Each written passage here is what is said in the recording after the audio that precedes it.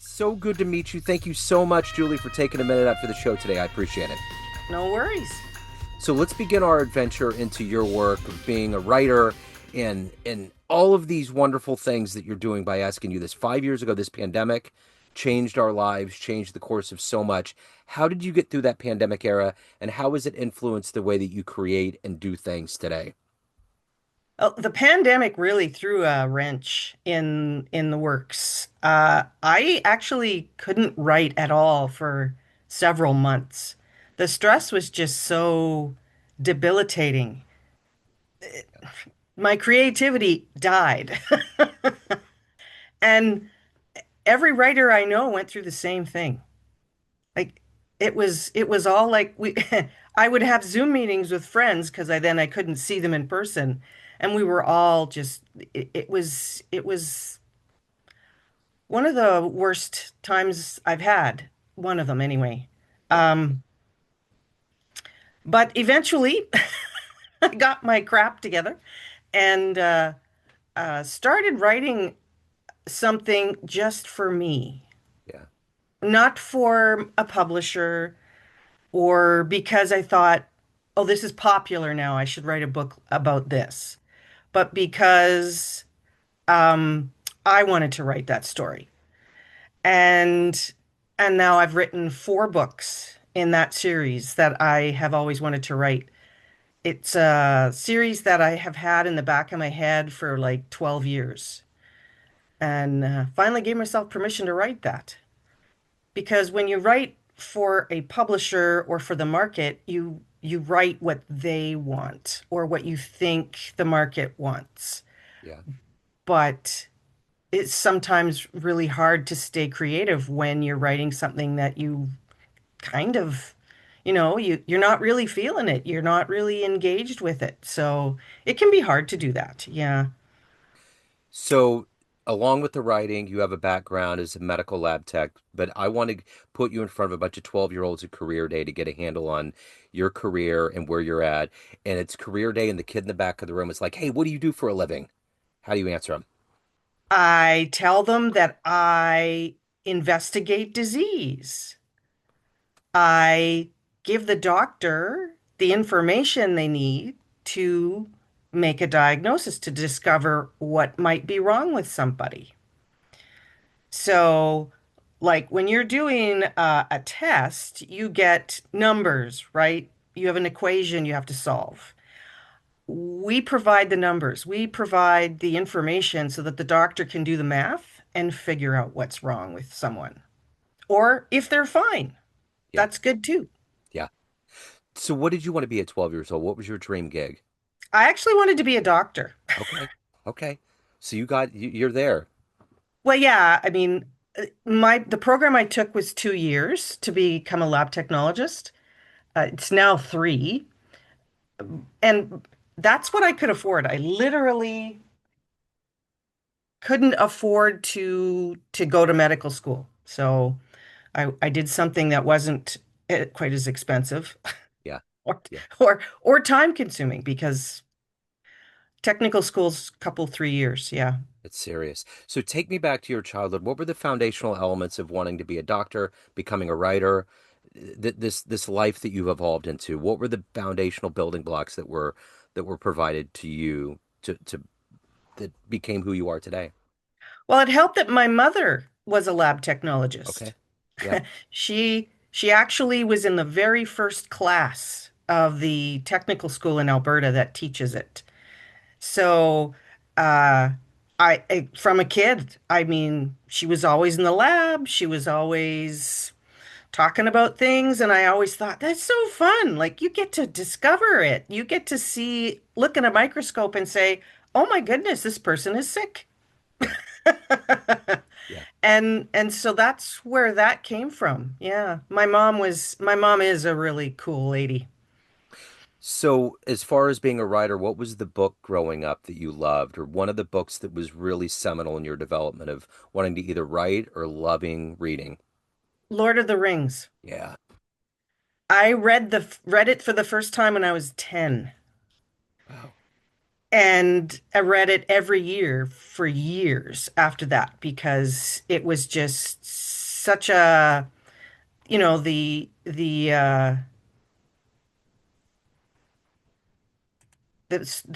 story is was just so huge, Yeah.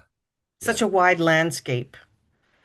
And the whole story was that no matter how small you are, you can make a difference. Yeah.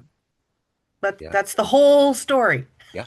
That's it. Totally is. So let me ask you this. Who's been an inspiration for you in your life to become a writer, to do the work that you do, to consistently evolve into who you are? Who has been that person? I think it was my grandmother. Yeah. Uh, she she wasn't just my grandmother, she was also my friend. Before I got married, you know, most women go for a weekend away with their girlfriends and do silly things. I took my grandmother camping in a two-man pup tent. We went out into the bush, and I swear, I could not get the fire lit. She looked at the damn thing and it burst into flames. Like she was one of those ladies that could just do anything or live anywhere. Yeah. And she was a storyteller. Yeah. And I think that's where a lot of my storytelling came from was listening to her and talking with her. Like she had some crazy stories because Yeah. like she got married up in the Northwest Territories during the Second World War.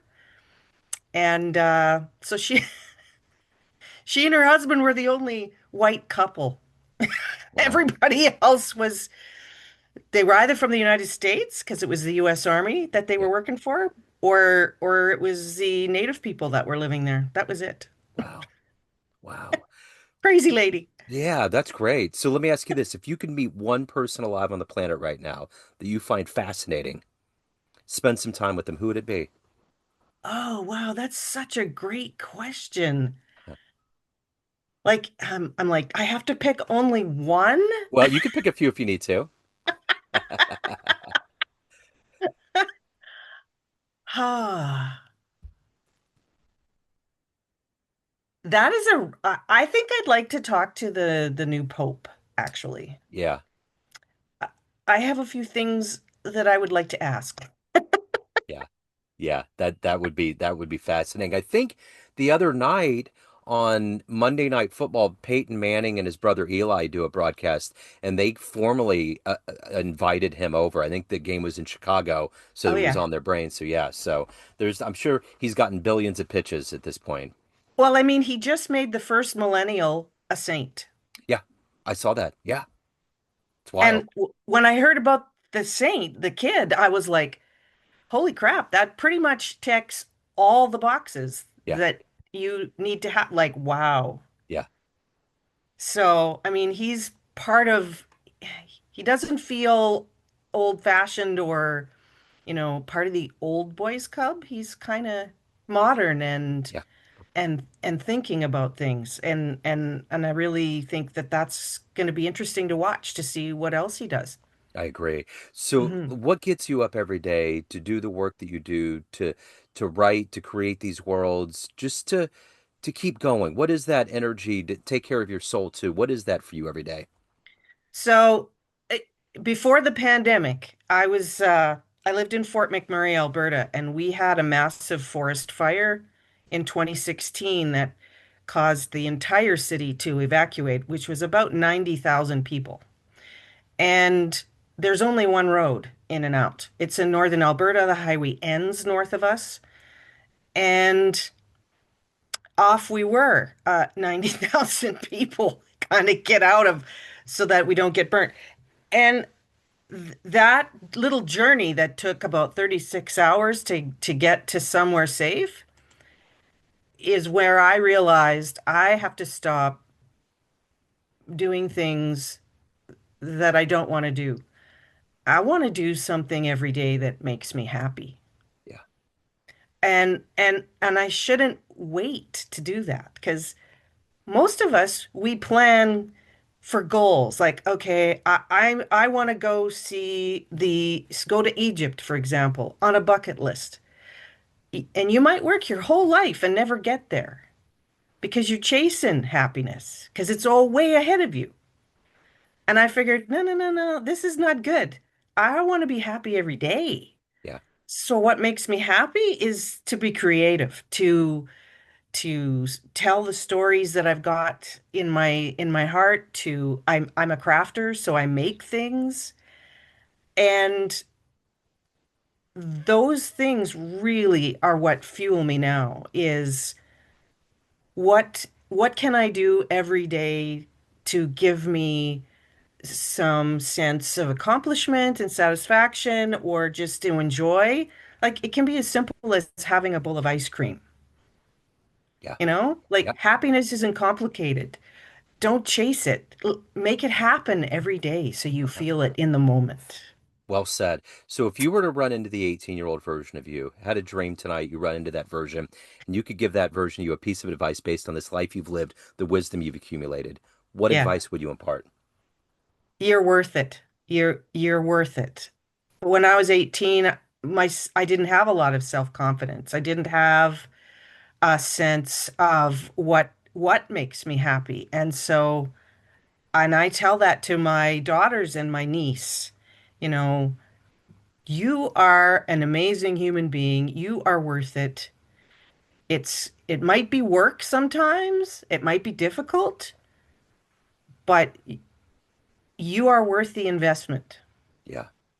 So let's say you walk into a room of everybody that's known you more specifically as a lab tech, and Hmm. you could go in front of all of those people, colleagues, and everyone that's known you, and you walk to a podium and you can tell them a fun story about your life, an adventure, jumping out of an airplane, the first concert you went to, something fun. What would you tell that room of people? I would tell them about one of my adventures when I worked in the Northwest Territories in a very small hospital. And the Northwest Territories are a massive, it's just huge, lots of land with not a lot of people. There's about 50,000 people living there, and it's about the size of Texas, something like that. Yeah. And and when you live in a very isolated area where help isn't easy to come by, you learn how to get along with what you got. And I have, there was one incident where we had a fellow who was thrown from his vehicle after rolling his truck. And he had lacerations down his back that ran from his shoulder to his butt. And we're running around trying to save this guy's life and get him into a position where he could be flown out to a bigger hospital. And it was taking the doctor a long time to get him stable and was trying to close some of these lacerations so they weren't bleeding all over the place. And he'd been at it for so long that he was stitching with one hand and eating a sandwich with the other. He'd been doing it for so long. Yeah. Wow. And and I was working in the lab and it was at night. And the team came up, they had a Lear jet. They would fly up there to pick up people who we just couldn't deal with a lot of complicated medical situations. And so they asked for blood work and I handed them the results. And then they asked for any units of blood. And I said, they're cooking, they'll be ready in 5 minutes.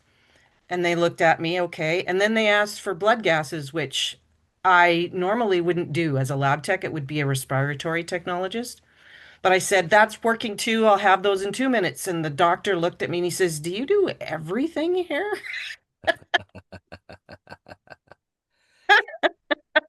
That's I'm great. like, no, I don't do x-rays. Right. Right. That's So, great. I mean, without medical lab technologists, doctors could not do their work Yeah. in the way that they need to. Yeah. Yeah, we didn't exist until shortly after the Second World War. Like Wow. nurses or doctors did it all, but there's so much now that you can do to test for Yeah. that it's not possible for you need people who are dedicated to just that to do Yeah. the work. So let me ask you this: of everything that you've done and accomplished in your life and evolved to, what are you the proudest of? My kids. Yeah, I get it. My I get it. youngest daughter is an X-ray tech, actually, in a trauma hospital. Wow. And my oldest works also in healthcare, but she works at a women's health clinic in downtown Edmonton that serves uh, people who are homeless, low income. Yeah. So it makes me very proud that they've both decided to go into healthcare because, helping people is one of my root things about me. Yeah. Yeah. So So let me ask you this: everyone has a perception of you, family, friends, everyone that gets your books, colleagues, everyone, but you run the show. What's your perception of you? Who do you think you are? I am uh, uh it's funny because that's changed over time. I used to think that I was really good at multitasking, and as I get older, I'm not as good at that anymore. But I do feel like my creativity and my storytelling have become more important. So now it's okay if I focus on something and do that to the best of my ability. If you are a lab tech working in a hospital, you have to be able to keep like 50 different jobs in mind all the time because that's what's happening around you, Yeah, especially if you work in a small place and you're the only one in the lab. You might have to be working on the results for many patients at the same time. So my perception of me is I used to be really good at that, but now I like to focus on two or three things at the same time. I do have ADHD, didn't find that out till I was 55. yeah, yeah. So that's really helped me distill down to w what I need to keep myself from being anxious and overwhelmed or bored. Like I have to have a happy medium between two or three things to do it all at the same time. I get it. I totally get it. So if anyone wants to dive into your stories, your world, any of the good business, where do they go? JulieRoweAuthor.com. Okay. I Yeah. will put links in the show notes. Julie, this has been absolutely wonderful. Thank you for your story. Thank you for your time. Best of luck with everything. Thank you so much. Thank you. Have a great day. You too. Take care.